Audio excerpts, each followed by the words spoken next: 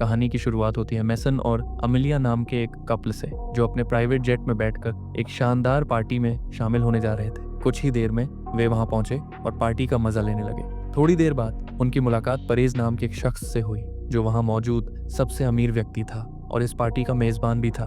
बातचीत के दौरान मैसन ने बताया कि उसे कारों का बहुत शौक है और उसके पास एक बेहतरीन कार कलेक्शन भी है। ये सुनकर परेज भी खुश हुआ, क्योंकि उसे भी कारें इकट्ठा करने का शौक था। इसके बाद परेज मैसन और अमिलिया को अपने प्राइवेट गैराज में ले गया ताकि उन्हें अपनी कार कलेक्शन दिखा सके। वहां उसने उन्हें अपनी सबसे पसंदीदा कार दिखाई, जिसकी कीमत लगभग $200 मिलियन थी। इस कार को देखकर मैसन और अमिलिया उसे अंदर से महसूस करना चाहते थे। परेज ने उनकी यह इच्छा पूरी कर दी और उन्हें कार में बैठने की अनुमति दे दी। जैसे ही वे कार में बैठे, अमिलिया ने लिंक नाम के एक हैकर को सिग्नल दिया। सिग्नल मिलते ही लिंक ने गैराज की सारी लाइट्स बंद कर दी। अंधेरा होते ही मैसन के लोगों ने परेज पर हमला कर दिया और उसे जमीन पर गिरा दिया। इस मौके का फायदा उठाते हुए मैसन ने तुरंत कार स्टार्ट की और वहां से फरार हो गया। तभी पता चलता है कि मैसन और अमिलिया असल में प्रोफेशनल चोर हैं और इस पार्टी में उनका असली मकसद इस कार को चुराना था। इसके बाद वे इस कार को एक बड़े ट्रक में डालते हैं और देश छोड़कर भागने की योजना बनाते हैं। लेकिन इससे पहले कि वे अपनी इस चाल में पूरी तरह सफल हो पाते,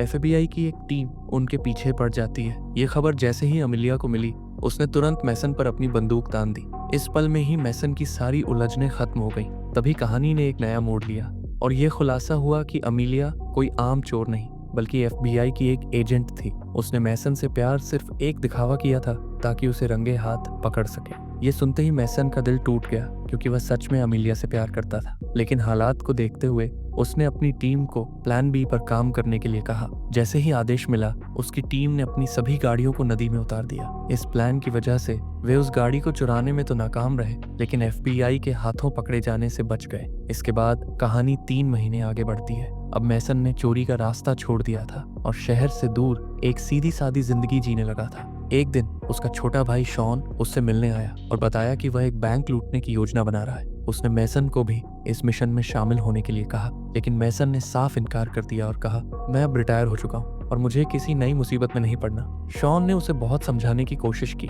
लेकिन जब मैसन टस से मस नहीं हुआ तो शॉन वहां से चला गया। हालांकि जाने से पहले उसने मैसन को एक फोन दे दिया और कहा कि अगर कभी उसका मन बदले तो वह इस प्लान में शामिल हो सकता है। 3 दिन बीत गए, लेकिन मैसन का फैसला नहीं बदला। फिर चोरी वाले दिन अचानक उसे लिंक का कॉल आया, तुम इतने लेट क्यों हो? ये सुनते ही मैसन हैरान रह गया, क्योंकि उसने तो शॉन को इस मिशन के लिए मना कर दिया था। असल में शॉन ने अपनी टीम से झूठ कहा था कि मैसन इस प्लान के लिए तैयार है। पहले तो मैसन को बहुत गुस्सा आया, लेकिन हालात को संभालने के लिए उसे ना चाहते हुए भी इस मिशन का हिस्सा बनना पड़ा। दूसरी तरफ शॉन बैंक के सामने एक कॉफी शॉप में बैठा था। दरअसल बैंक का मैनेजर रोज सुबह इसी कॉफी शॉप में आता था। जैसे ही वह अंदर आया, शॉन उसके पास गया और उस पर बंदूक तान कर उसे बंधक बना लिया। इसके बाद वह उसे जबरदस्ती बैंक के अंदर ले जाने लगा, लेकिन तभी मैसन वहां पहुंच गया और उन्हें रोक लिया। उसने शॉन से कहा, यह प्लान गलत है, हम सब मारे जाएंगे। इस पर शॉन ने जवाब दिया, अब ये सब कहने का कोई फायदा नहीं, क्योंकि हमारी टीम पहले ही बैंक के अंदर पहुंच चुकी है।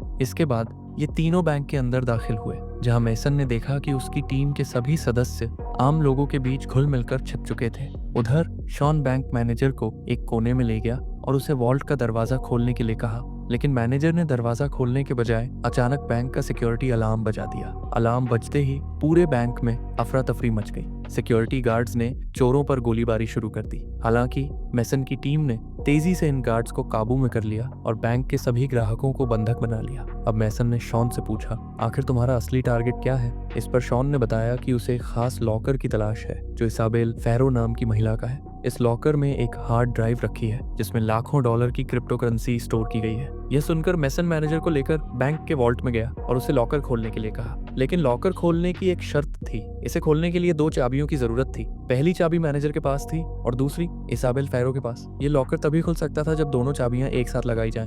अब यहाँ सबसे बड़ा झटका ये था कि शॉन को इस दूसरी चाबी के बारे में कोई अंदाजा नहीं था और वह पूरी गैंग लेकर बैंक लूटने चला आया था। जब मैसन को इस गड़बड़ी का पता चला तो वह शॉन पर बुरी तरह भड़क गया। इसके बाद उसने लिंक से कहा कि वह लॉकर की सिक्योरिटी को हैक कर उसे बाईपास करे। लिंक ने अपनी स्किल्स का कमाल दिखाया और कुछ ही मिनटों में लॉकर का लॉक हैक करके उसे खोल दिया। लेकिन जब उन्होंने लॉकर खोला तो वहाँ कोई हार्ड ड्राइव नहीं थी। ये देखकर मैनेजर मुस्कुराने लगा और बोला, ये तो सिर्फ एक डमी बॉक्स है, असली बॉक्स कहाँ है, इसकी मुझे भी कोई जानकारी नहीं। इस हालात को देखकर मैसन का गुस्सा और बढ़ गया और उसने शॉन को उसकी लापरवाही के लिए खूब खरी खोटी सुनाई। उधर बैंक के बाहर FBI की पूरी टीम पहुंच चुकी थी और इस मिशन की लीडर कोई और नहीं बल्कि मेसन की पूर्व प्रेमिका अमिलिया थी। अमिलिया ने तुरंत बैंक के अंदर संपर्क किया, जहां लिंक ने उसे उलझाने की कोशिश की, लेकिन अमिलिया इतनी आसानी से बेवकूफ बनने वालों में से नहीं थी।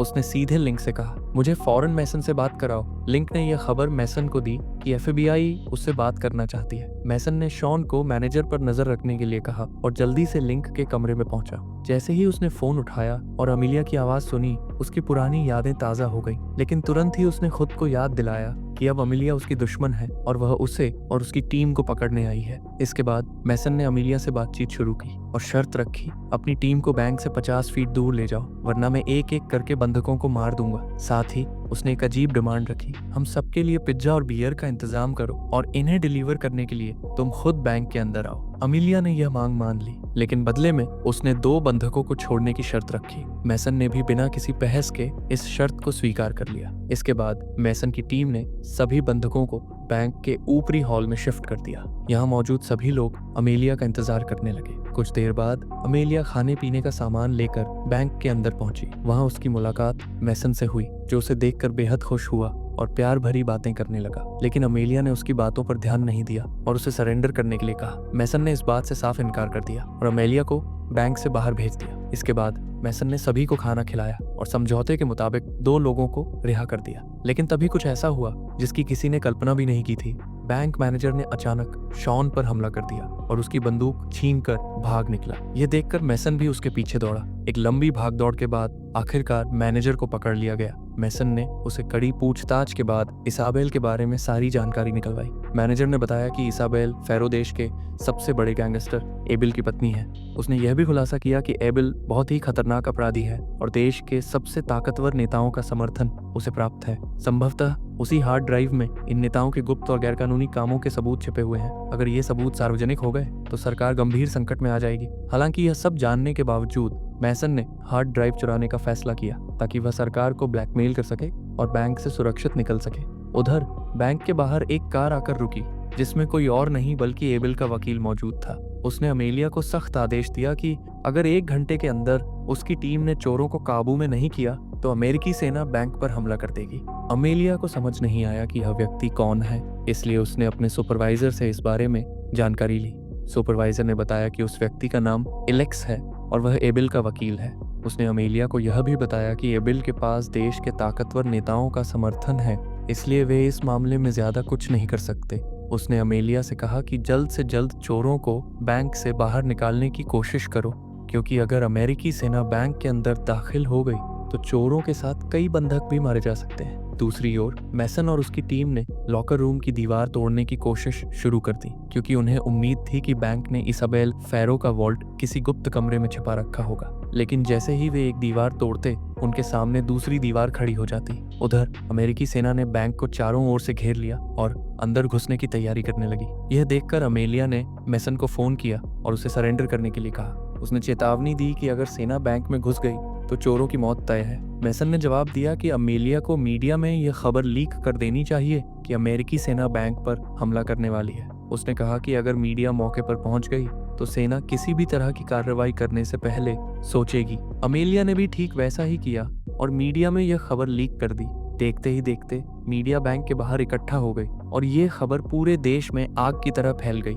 ये सब देखकर FBI के हेड को गुस्सा आ गया और उसने अमेलिया को इस केस से हटा दिया। इसके बाद FBI हेड ने मेसन को कॉल किया और धमकी दी कि अगर अगले 15 मिनट में उसकी टीम ने सरेंडर नहीं किया तो वे बैंक के अंदर घुस जाएंगे। वहीं बैंक के अंदर मैसन की टीम को आखिरकार वह कमरा मिल गया जहां इसाबेल का लॉकर रखा गया था। जैसे ही लॉकर मिला, मैसन ने लिंक को इसे हैक करने के लिए कहा और पासवर्ड बायपास करने का आदेश दिया। इस पर लिंक ने बताया कि लॉकर की सिक्योरिटी बहुत मजबूत है और इसे खोलने में कम से कम 10 मिनट लगेंगे, जबकि अगले 8 मिनट में अमेरिकी सेना बैंक में घुसने वाली थी। अब यह देखकर मैसन ने एक नई योजना बनाई। वह एक एक करके बंधकों को रिहा करने लगा ताकि लिंक को लॉकर खोलने के लिए ज्यादा समय मिल सके। कुछ ही मिनटों में सभी बंधकों को छोड़ दिया गया और अंत में बैंक मैनेजर को भी बाहर निकाल दिया गया। इसके बाद मेसन की टीम के सदस्यों ने एक एक करके सरेंडर करना शुरू कर दिया। अब बैंक के अंदर सिर्फ मेसन और लिंक ही बचे थे। यह देखकर FBI हेड का गुस्सा और बढ़ गया और उसने अमेरिकी सेना को आदेश दिया कि जैसे ही मेसन नजर आए उसे गोली मार दी जाए।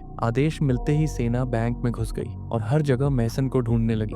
जैसे ही वे उस कमरे में पहुंचे, उन्होंने देखा कि मेसन पहले से उनका इंतजार कर रहा था, लेकिन उसके हाथ में एक बम था। इससे पहले कि सैनिक कुछ समझ पाते, एक जबरदस्त धमाका हुआ जिसमें मेसन समेत सभी सैनिक मारे गए। इस तरह शॉन की खराब प्लानिंग की वजह से मेसन को अपनी जान गंवानी पड़ी। अगर आपको भी यही लग रहा है कि कहानी यहीं खत्म हो गई, तो जरा रुके, क्योंकि अब आने वाला है एक बड़ा ट्विस्ट। कुछ महीनों बाद अमेलिया ने FBI से इस्तीफा दे दिया क्योंकि वह भ्रष्ट लोगों के साथ काम नहीं करना चाहती थी। इसके बाद वह छुट्टियां मनाने के लिए एक प्राइवेट आइलैंड पर गई और वहां पहले से ही कोई उसका इंतजार कर रहा था, मेसन। यही कहानी का सबसे बड़ा खुलासा होता है। मेसन और अमेलिया शुरू से ही एक ही टीम में थे। दोनों ने जानबूझकर कार चोरी की वह पहली कोशिश फेल की थी ताकि FBI को अमेलिया पर भरोसा हो जाए। इसके बाद कहानी फ्लैशबैक में चली जाती है और धमाके से ठीक पहले की घटनाओं को दिखाया जाता है। जब अमेरिकी सेना बैंक के अंदर घुसी तो मेसन ने एक आखिरी मांग रखी। वह एबिल के वकील एलेक्स से मिलना चाहता था।